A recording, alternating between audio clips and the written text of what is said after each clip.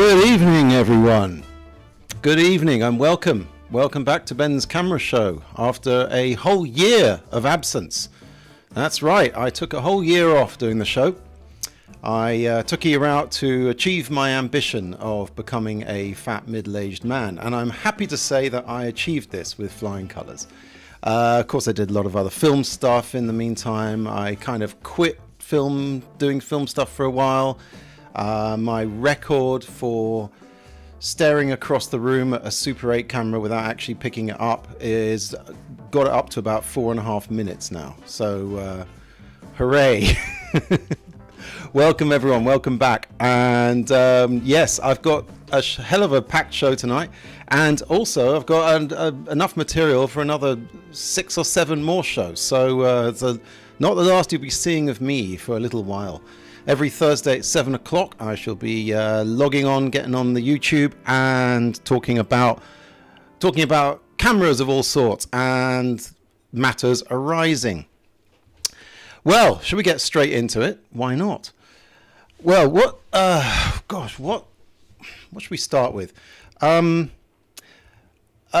Sayers of the Straight 8 Film Festival gave me, he sends me occasional strange roll of Super 8 the labs don't want to touch. And Ed was working on a project which involved sending film stock to a guy in Brazil called Rodolfo, and Rodolfo was going to shoot it in the Amazon rainforest, send it back to the UK, and Ed's using it for a film project, which I really want to see, especially because I helped develop a couple of the roles. However, that's not what I'm talking about now. What I'm talking about is the strange role of this stuff, Agfa Chrome 40. Expired. He knew it was expired. He sent it to Brazil, saying to Rodolfo, see what you can get. Rodolfo opened it right there in the Amazon rainforest, found out it had already been shot. It was a used cartridge.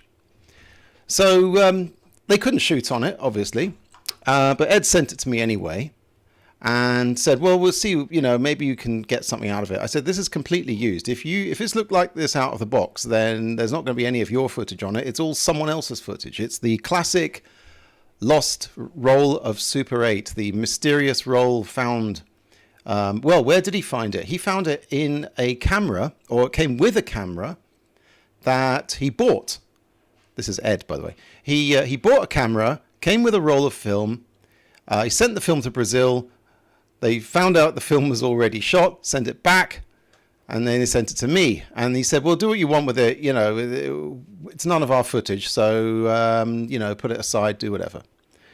So, fast forward a couple of weeks, I'm doing some developing, and I've got my color kit all up and running, and my color developer and everything. And I thought, well, why not? Let's just run it through the system and see what it is, see what's there. Well, not only was there something on this roll, but Ed was able to track down the original owner of the camera and the original shooter of the film. So we had that very rare occasion where a lost roll of film was actually reunited with the person who shot it 35 years ago. And I'm going to show it to you. Hey, Lyndon B's in the chat. Hi, Ben, he says. Well, hi, Lyndon. And hey, so's Slaz Vlad. Hey, that's nice. Some of the old gang coming back together. Great. That's right. We are all inclusive here at Ben's Camera Show. So anyway, what did I do with this? I put it through my ECN2 negative reversal process. And shall we see what we got? Why not? Let's follow me into the screening room. And there I am. And here is what came out of the mysterious film. Oh, well, isn't that sweet? It's a little toddler, little baby, and I put some music. I don't know, some 70s kind of music on this because it was the 70s, although that's not particularly fitting. Yeah, the colors came out a bit whack, and the those yellow dots, I don't know what that is. That might just be mold on the film or something that stopped the what's it called, the bleach from getting through during the bleach stage, or maybe even the developer. So yeah, it's I will read to you. This was filmed by well, I'm not sure exactly who filmed it, but I know that at least some of it was filmed by a lovely lady called Sally. And let me read to you the mail. I sent this to her, and she said it was a surprise to find anything on it. I'd sent it to Ed Sayers with a camera which I'd sold on eBay, thinking it was an unexposed film. It was taken in 1988 or 1989. My 2 sons on the climbing frame in our garden, and my husband Barry. My eldest Neil is now 40 and would have been 5 when this film was taken, and Gareth, aged 2, is now 37. Remarkable that it's developed after 35 years. Indeed, and this is really a first for me to be able to actually develop. Actually, no, it's not a first. I did develop a film in a camera which was sent to me, which was given to me by a German lady some years ago. But that was only about 4 or 5 seconds, and it was only the guy's cat. This is irreplaceable childhood film footage of the best kind, the kind that was undeveloped in a cartridge for 35 years and held on to way long after the labs stopped developing this kind of thing. It ended up in my hands, and it really makes this this job worthwhile. Not that I'm doing it for any money. I did it for free because you know, it's just so wonderful to reunite footage with its owner. Stas Vlad says it turned out great. Thanks Vlad. It's yeah, great in a you know, I mean, if you compared to something that's coming later in the show, yeah, it's brilliant. which I'll show you in a minute. Anyway, so that's the that's Sally's film there of her kids, and hope they all enjoyed it. Right, and so now we're going to revisit a camera which I talked about before on this show. And in fact, I made a film before I even started doing streams. I was just uploading little films about the various cameras that I own. And there's one piece of business I left unfinished, and it is relating to. Let me get into the little box on the side. It's relating to a camera which was not given to me. Well, it was given to me. It wasn't sold to me. It was, in fact, this old chestnut. I've talked about this before. I've done films on it before, but we're coming back to it now. This is a Bell & Howell Zoomatic Director's Series camera, and it's a very nice camera.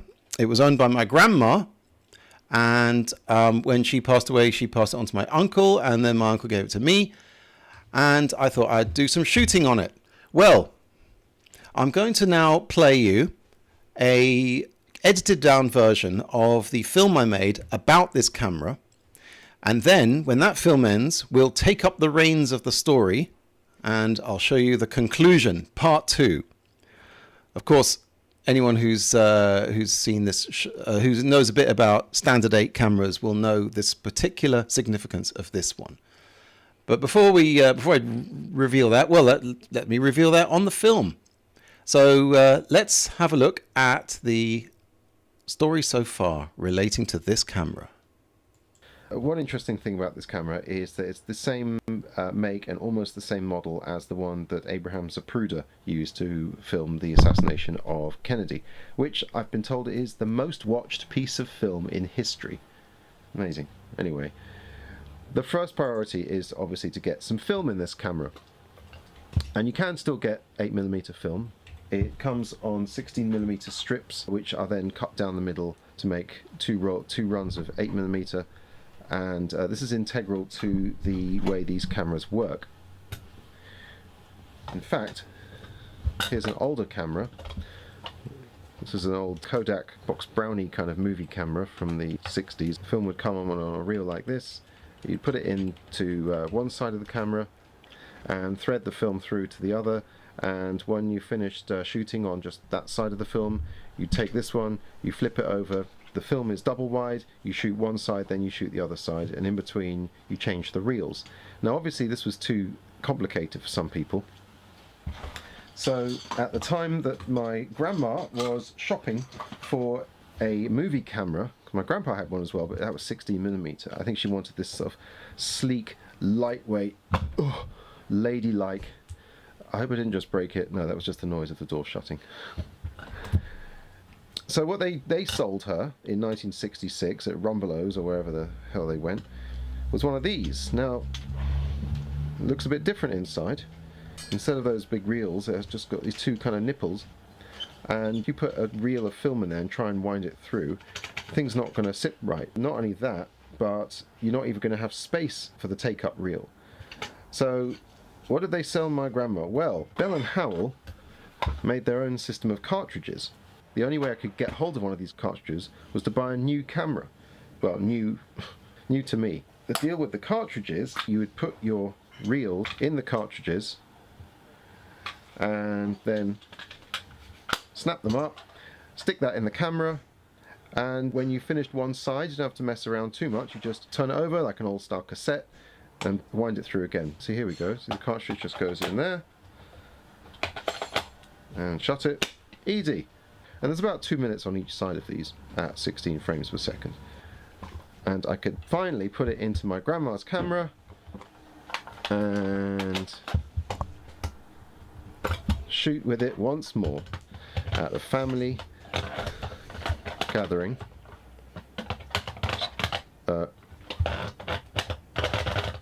Hang on a minute. Are you f***ing kidding me? Mother piece of f***ing... What the f***? Two types of cartridges?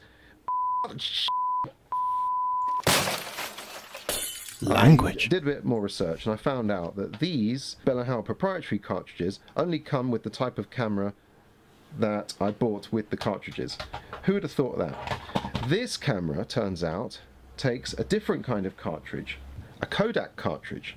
Same length of film, but preloaded. And the idea was the cartridge you would send back to Kodak. They would take your film, develop it, split it, send it back to you, refill the cartridge and sell it on again to someone else. Everyone's happy. Here's our money shot. Inside this is our cartridge. And the best part of it is this embossed bit here. This magazine is the property of Kodak. Well, come and get it, Kodak. I'm right here. Try your luck. So, anyway, film is loaded up in here. And start with the first side. Put it in like this. That's more like it. Okay, and it's ready to shoot. Now I could reload this with a totally new film and have a lot easier time processing it. But firstly, I have to shoot the film that's in there, which is Kodachrome 2, which is from 1963, which is also the year that Zapruder filmed Kennedy. So the film inside this might be from the very same batch as the most famous film ever shot. And I hope to do it justice. And I'm going to actually try and replicate the conditions under which Zapruder filmed Kennedy, because he was in a convertible from a certain distance away and much below him, because Zapruder stood on a column. And I'm going to find somewhere in London that gives me the same kind of vantage point, and I'm going to wait for a convertible to go past. And I'm going to film it. And I realise now I sound like a psychopath. Or at the very least, a JFK conspiracy theorist. Okay, alright, so Zapruder, I'll talk about him a bit later, and I'll show you the film that I did shoot. So until then, keep shooting, and I will be back later. Right, so that film, by the way, that film was uploaded to my YouTube channel, and if you want to see the whole film, that was a cut down version, then by all means go, well, you're on the channel right now if you're watching this, but don't leave the live show just to see that. It's have a look at it afterwards. Think of it as a deleted scene or extra footage. So anyway, I left everyone hanging. That was in 2018. I've left everyone hanging for 6 years. 6 years, Jesus. Yeah, so 6 years it took me to shoot this cartridge and then develop it. And the film I shot in this was the film that it came with, which was this stuff, Kodachrome 2. Kodachrome 2. Yes, I know. Everyone ought to be clutching their pearls at this point. Let's have a look and see how that lovely Kodachrome 2 turned out. Let's see what kind of amazing images I got from Kodachrome 2. Okay. Yeah. I shot a lovely garden party, and I developed it in Kodachrome reversal process that works for Kodachrome 40. Oh, some people there. I saw some shadows of some people.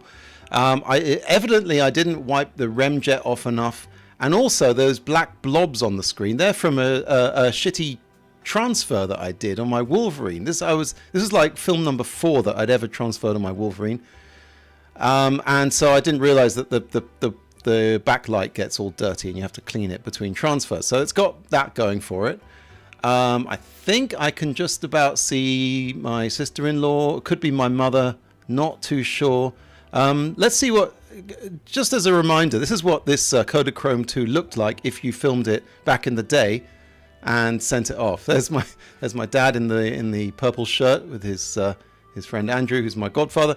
So this was like about 65 years ago, and if they'd shot it then they would have had all this lovely color, because of course they were doing Kodachrome 2. And now this is what it looks like. And the only thing that came out, there he goes, is my dad again in a white shirt. That was the only blindingly white thing that would come out. And this is what it used to be.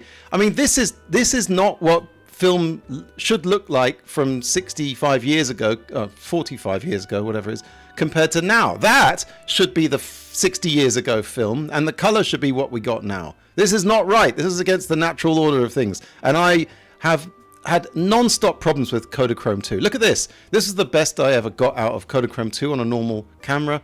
This was filmed at like f1.8, developed for 4 minutes in Caffenol. It looks pretty garbage on a hot sunny day.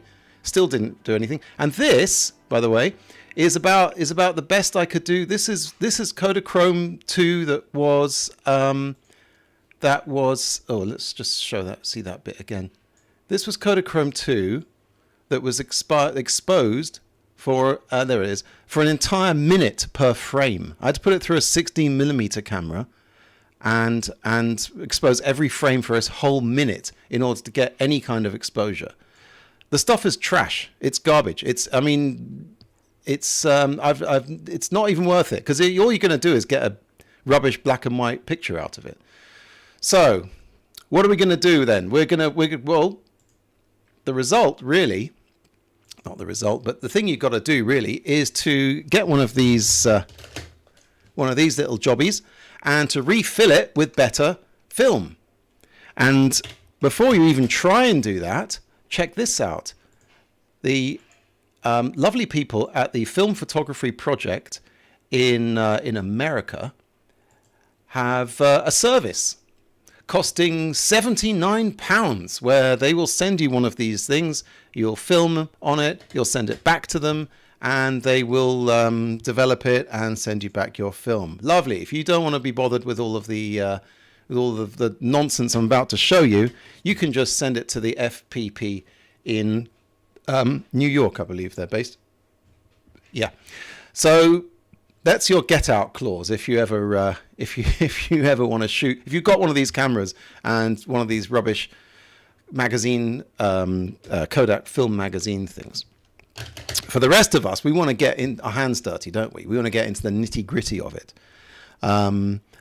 What's this? This side towards screen is commenting. I have a camera like the one with the smaller cartridge. I prefer Super 8 for ease of use. Yeah, well, it's interesting because this was actually a kind of a stepping stone between Standard 8 and Super 8, because they actually take regular standard 8 film, these things, but with the ease of just like a cassette, turning it over and shooting one side, then shooting the other side. Nice idea, but like about 3 years later, Super 8 came out. So it was pretty much dead in the water at that point. Right, are we ready now to see what it looks, how to actually take the film out of one of these and reload it? The nice people at the Film Photography Project, they also did made a film, which is quite nice. It's on their website. That's not it. Oh, well, I don't have it here. Yeah, on their website, they talk you through one of these, but they don't show you how to reload one. They say if you're really ambitious, you could try and reload it, but they don't tell you how. In fact, I haven't seen any really comprehensive guides on the internet about how to reload these. So here we go. I'm going to jump in there first with a very, very comprehensive... Oh, God, not that again. I never want to see that again. A guide to reloading these magazine cartridges. I'm going to talk you through it.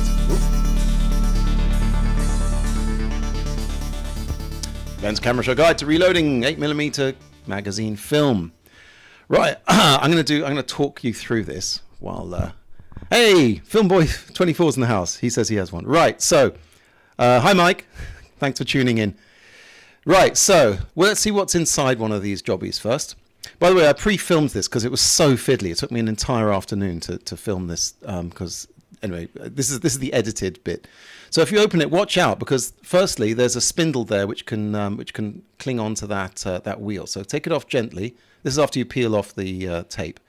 And inside, you get something which is really quite reminiscent of an old audio cassette. It's a very simple, unlike those 16mm cartridges, this is a very simple, just round one side, up over through the gate, and then taking it up on the other side. And when the camera runs, it just rolls from one side to the other. You then flip it over, and it goes back to the first one. Now, notice that this film is on a bare core. It's not actually inside a reel. And notice that it's wound emulsion side out. That's very important. This is not how film comes when you buy it on standard 8. In fact, before you do any loading up of this cartridge, you've got to get hold of a roll of standard 8 film. These are all the individual parts of the magazine. It all comes apart quite easily. So I'm going to just talk you through some of the bits here. Now that's an interesting thing. This metal plate there. Where does that go? It's like a three-dimensional jigsaw puzzle. That goes into that hole in the center there. So go on, put that in there, and it rotates. It rotates in a way that covers or uncovers the film gates. There's two, obviously, one for side 1, one for side 2. And it rotates like that. I'll show you in a minute how that rotates. In fact, I'm going to show you right now how that rotates. Look at this. That's in the camera. That little hole with the square thing, that's the claw, and that's a little catch for the door. When the door closes, look what happens. The thing rotates, and the claw comes out. That little square thing, see? And the effect of that is to rotate that kind of pin there, and then open and close the gate with that metal thing there. I'm going to show it to you. This is a stripped down cartridge, just to show you. There you go. So look, it opens it up, and the claw comes out, ready to start shooting. Fantastic. So let's assemble the rest of this thing. Oh yeah, and by the way, while we're here, we can test out the camera running. That's the light coming right through the lens there. Here we can test the daylight filter, orange, white. There's the daylight filter coming in and out very nicely. And we can also test the aperture, opening and closing the aperture here. Open, close. There you go. So you can actually see it all coming through. It's all working fine, the camera. Good way to test one of these cameras, really, is to strip down a cartridge and do that. Anyway, let's put this thing back together. So firstly, there's this plate here. There are two metal plates, and the film goes between them. This is the bigger one. I guess I call it the front plate. And that just slides in this little thing here, in that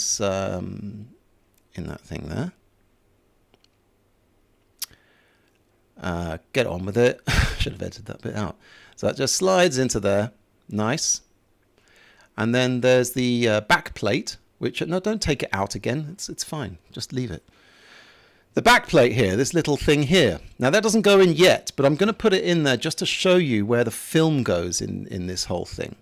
The film will actually slide in between those two plates when the cartridge is fully assembled. See that? And the back plate there is secured with this thing, this brass plate here, with this little hole in it. Now that just flips into there, that little nipple thing there. And as you can see, it's got a spring in it, and the back plate is nicely sprung like that. See? And the effect of that basically is to exert a nice pressure on the front plate, so it holds the film nice and snug, and the film passes through the gate with that wonderful registration that the standard 8 cameras have. Now, listeners, you know when it's down properly, the plate is going to click in the next bit here. And when you load the film, you have to pull that out with the thing and then slide the film in between those two plates like that. And once it's in between, you can let go and then push the film all the way down, and you hear a nice satisfying click.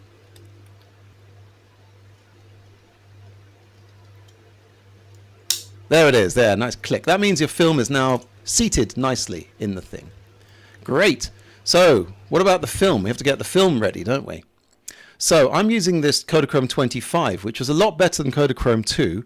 In fact, I've had some very nice results with this Kodachrome 25. This one expired in April 1979, although the one you see me loading in a minute here was expired in March 1984.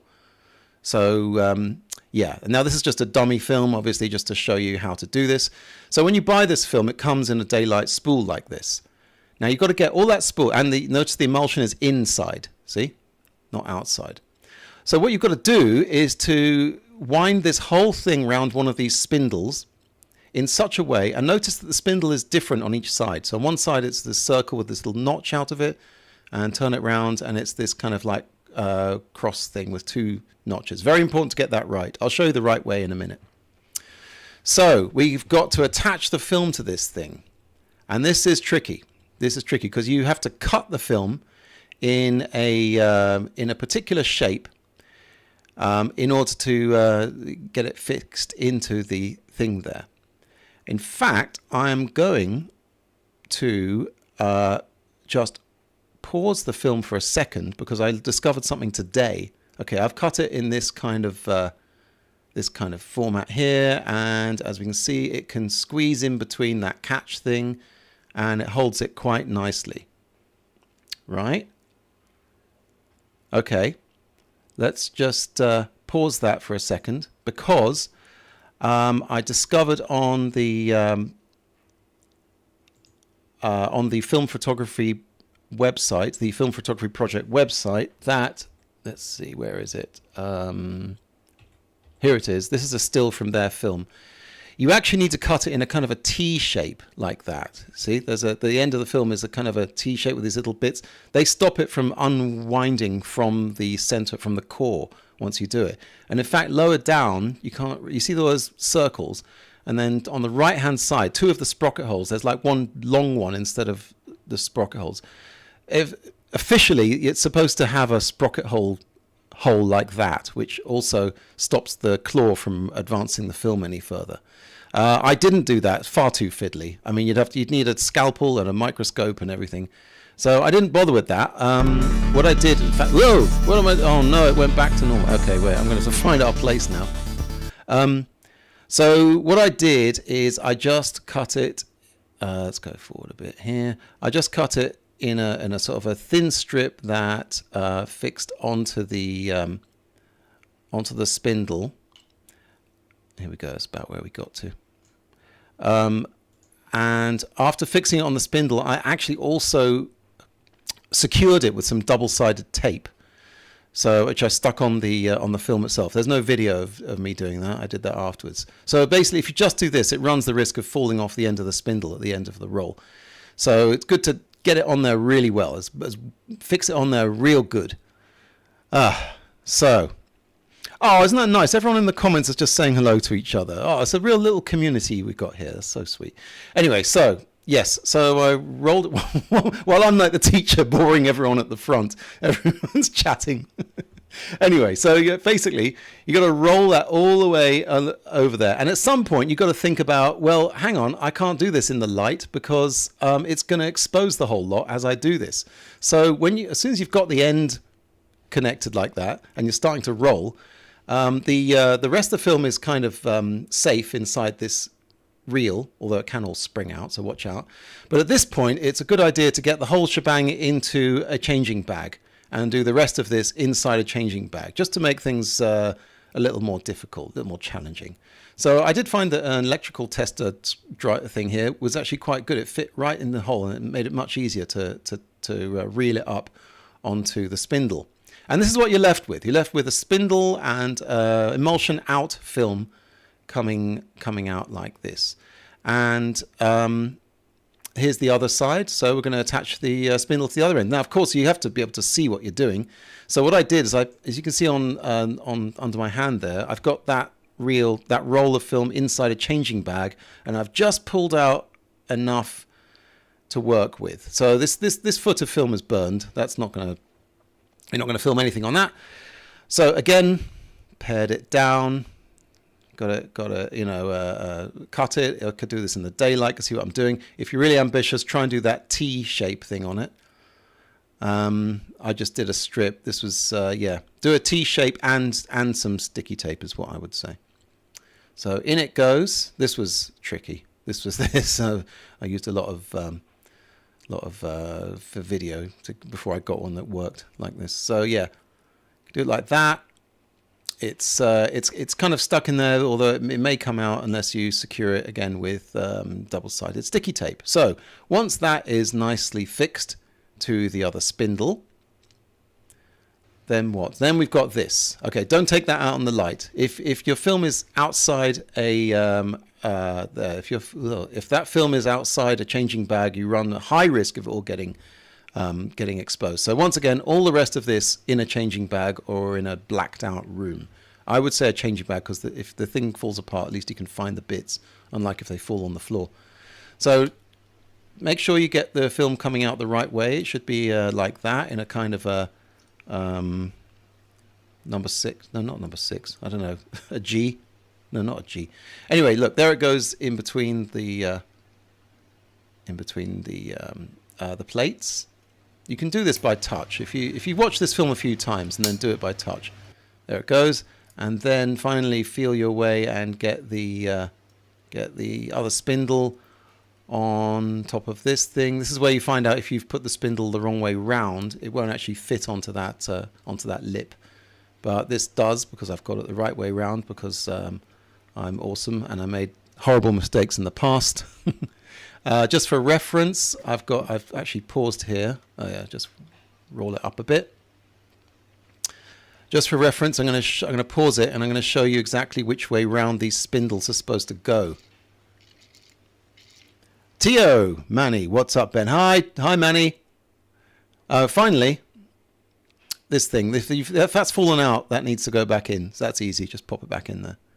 There we go. Now, note the spindles. Okay, we've got the crosshair shape on the left and the single notch on the right. That is how they go. They do not go the other way. Crosshair on the left, single notch on the right. Make sure you get that right. And finally, just put the lid back on. As you can see, I put it back into place using the spindle. And when you are pretty confident that everything is good, you put the top on and then take it out of the changing bag and put some tape. You need to put some tape over there. This is a bit rubbish tape. Well, it's not rubbish tape. It's Tesa precision masking tape. But next time I would use some black camera tape. And there you go. You've got your reloaded magazine with better film in it back into the camera, and we are ready to shoot. There we go. And then once side 1 is over, you change it, turn it over, side 2, shoot that. And Bob is your auntie's living lover, and you will then be able to get it out and develop it. Great. So, well, what did I shoot on the 25 Kodachrome 25. Well, I thought I would. Well, since the camera was last used, I think, to film sort of fun and games in the garden, I thought I would go to a sort of bring it along to a family reunion where various people were there, and I thought I'd shoot it. It was nice, hot weather. I've learned in the past to give Kodachrome 25 lots of light, which turned out to actually be a not particularly good idea in this case, because as you will see, well, let's have a watch. Let's see what Kodachrome 25 came out as. Got some music for that. Yes, here we go. Right. Little bit of a focus issue. And I thought, oh no, I probably didn't load the cartridge up properly. It's probably not aligned with the film plane on the camera. But no, after a bit of investigation, I discovered that probably I got the focus wrong on the front, because there are some focused parts. But also, I discovered that in maximum aperture like this, you can see we're going in and out from maximum to closed a bit. The focus is much better if you don't open the iris all the way open. So this was probably like f4 or so. And again, decent light. You need some decent light. I reckon f4 for that Kodachrome 25. Of course, you might get some Kodachrome 25 that's completely half dead, and it needs a bit more of a bit more light. I thought I was erring on the side of caution by giving it loads of light, but it turned out that when you open the aperture all the way up, it gets fuzzy like this. So bummer. You can actually see just here in this bit whether it's opened all the way up. When the aperture's closed, there you go. You get that curved bit there, and when it opens all up, that thing goes away. Yeah, I'd seriously buggered up some of the focus on this. Well, what are you going to do? I guess, I don't know. I'll tell you what I'm going to do. I'm not going to shoot at 1.8 f-stop anymore. I don't care if the... Anyway, so to cut a long story short, when I wanted to, see how the film looked in some other cameras, just in case this jobby wasn't doing the job. And it to be honest, it only did the job kind of half good, because well, you saw. So I thought what I'll do is I got the film out of this thing, and then I'll just turn that down a bit. So I got the film out of this, re-rolled it, re-spooled it onto a spool, and then put it into this, which is my old reliable Bolex B8LA. And I know that works. So I thought, well, let's film the rest of it on that, just to sort of hedge my bets. So I put it on the reel. I put the reel inside there, and I used it to film some little seaside trip with my lovely wife. Hello, Sissy, if you're watching. Yeah. So, and you can see, I mean, it's a lot sharper. I did overexpose a bit, but the Bolex is still a superior machine to the Bell & Howell. I'm pretty sure it cost a lot more, the Bolex, when it was new. Vladimir says, thanks, Ben, for such a detailed analysis of the tape. It was very interesting watch. Well, thank you. You're welcome.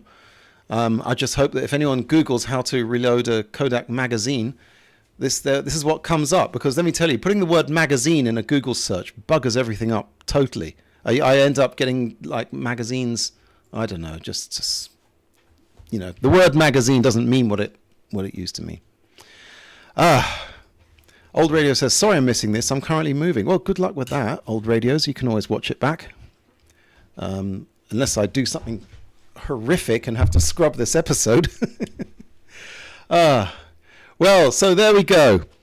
Magazine. I've almost given up on this, but I thought, well, I might try it one more time, because the number of times I loaded it and unloaded it while filming this guide, I feel like I'm actually getting a bit better at it now. So yeah, I might give the old Zapruder another go. Right. What else? Let's see. Oh, right. Okay. Right. Well, I'm not going to overload the show. We're going to go straight to our film treat now. Hooray. It's already 20 to 8. Right. Okay. So today I have a film and I don't know where I got it. I was looking through all my sort of reels of various film and just odds and the sods that I picked up from one place or another. Sometimes I get a whole, box of Super 8 crap, and there's a roll at the bottom. Now, later on in the series of this season of the Camera Show, I'm going to be talking about an amazing find that I found in a box, which I then donated to an amazing person. And I'm hoping that I will get both of those back on the show. But for tonight, we've got something, well, I mean, it took a bit of detective work to find out what the hell it was. So let's have a look. I'm going to have to set the place up a bit now, aren't I? So, firstly, lights off. Yay! And my and my blue screen has gone haywire. Let's get all of this off there. Oh, let's just go to the screening room. There we go. Oops, we don't need that anymore. Right. Let's turn on the DSLR. Oh God, get that thing off. Why is that? Okay, let's just get rid of all of that. I'm going to switch everything off here. All right, so there we go. We should be seeing the wall in a second. Yay, we have. We are seeing the wall. Okay, so tonight's film is it's very odd. It's a black and white Super 8 of a color film of like a 20-minute section in the middle of a Hollywood film, an RKO film called The Girl Most Likely from 1958. Unfortunately, there's no sound on it, but I did a bit of research and I found the sound, and I'm going to try and play it at the same time, thereby probably getting myself a nice little copyright strike. Anyway, let's put the film on, then I'll get back here and get the music ready. Okay, this light off. Screen away. Way, and where we go. Yay! So it's some boring ass 1958 film. It's like some sort of romantic film starring. I've got the thing here written here. Oh God, I can't even read it. Oh, and I should start the sound in a minute as well. Yes, it's. I'll wait till I get the sound on. I need to cue it up here. There we go. So, The Girl Most Likely is a 1958 American musical comedy film about a young woman who becomes engaged to 3 men at the same time. We Gotta Keep Up with the Joneses, which is this part, written by Hugh Martin and Ralph Blaine, sung by Jane Powell and Tommy Noonan. That's, I guess, who we're watching now. Jane Powell and Tommy Noonan.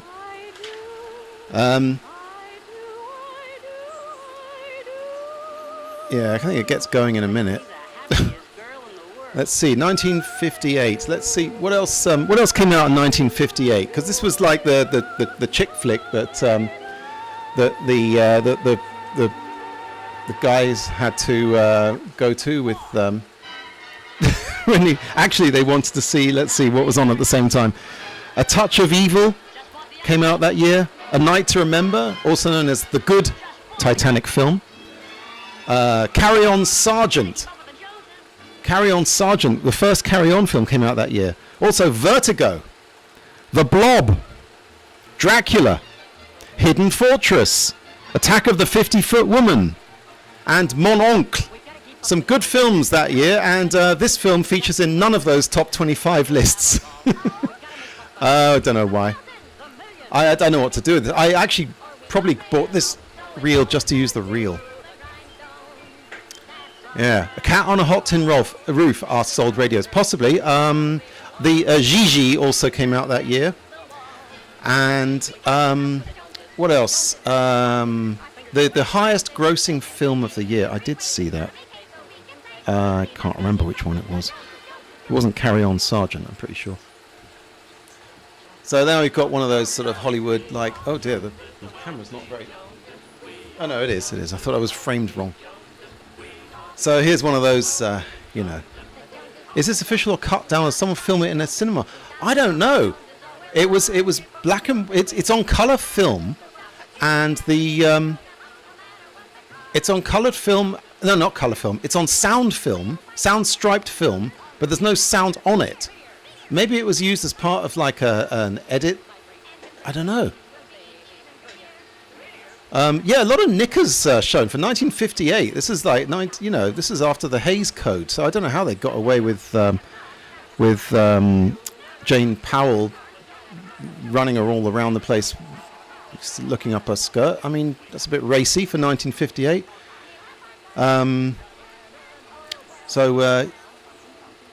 Yeah. So this. I think this was supposed to be some kind of like comment on capitalism and you know, aspirational lifestyles. You know, keeping up with the Joneses. I mean, that's the title of the song. The only interesting thing about the song really is orchestrated by Nelson Riddle, who did a lot of the Frank Sinatra stuff. That's the only thing and if you, it's all on YouTube. You can see the whole thing in colour on YouTube. Though I wouldn't recommend it. It's dated very badly, this film. Anyway, let's just see a little bit more. Climbing the ladder. Yes, we get the metaphor. Thank you. And you reach the top of the ladder. And what else is there to do but fall into the capitalist nightmare, which was all a dream. And whoops! Oh, a bit of thigh there. Hello. My goodness me. How the hell did they do that? Anyway, so that's yeah, that's pretty much that's pretty much it for the show tonight. I'm not going to blow all the footage I've got, but let me tell you, I have a whole bunch of footage that I've shot over the last year. I got some really cool stuff. And the only reason I'm showing you all this stuff today was because it was the first stuff to come off the end of the line.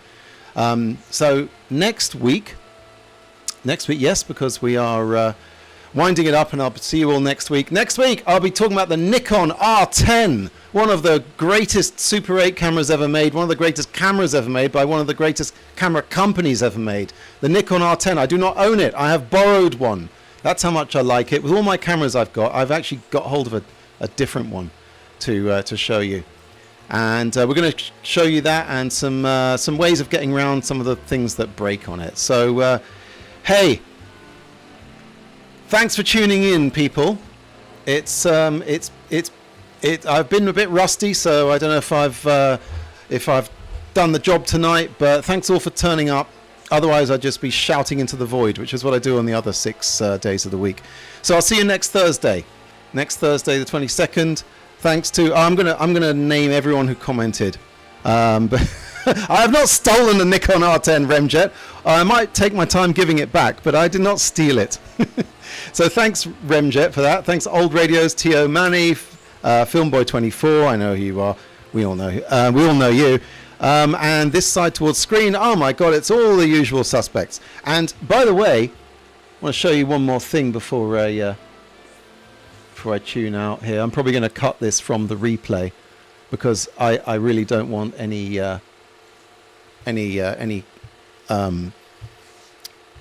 record of me being so pathetic as to beg for views and stuff. But here we go. I am up to let's see. I'm up to, well, oh geez, it's not here. I'm up to 5,990 subscribers. And I don't, it doesn't bother me a lot whether I get a lot of subscribers or not as many or whatever. However, it would be just nice in a kind of a OCD satisfying way to reach the nice round 6,000. So if anyone hasn't subscribed. The 6,000th subscriber will get a piece of Super 8 rubbish that I would otherwise throw in the bin. In fact, you can have this film. You can have this. You can have this nonsense. I need the real more than anything. Oh my God, this is the bit I didn't want to show you. This is the cultural appropriation part. All right, that's enough. I think I'm just babbling at this point. Thanks for tuning in, everyone, and I'll see you next week. And I love you all deeply.